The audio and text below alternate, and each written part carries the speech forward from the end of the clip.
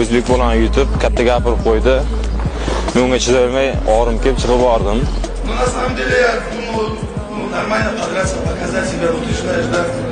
Мне просто хотелось бы еще чуть-чуть показать себя, если есть желающие кто-нибудь. Прямо сейчас, что ли? Сейчас. Серьезно говорю.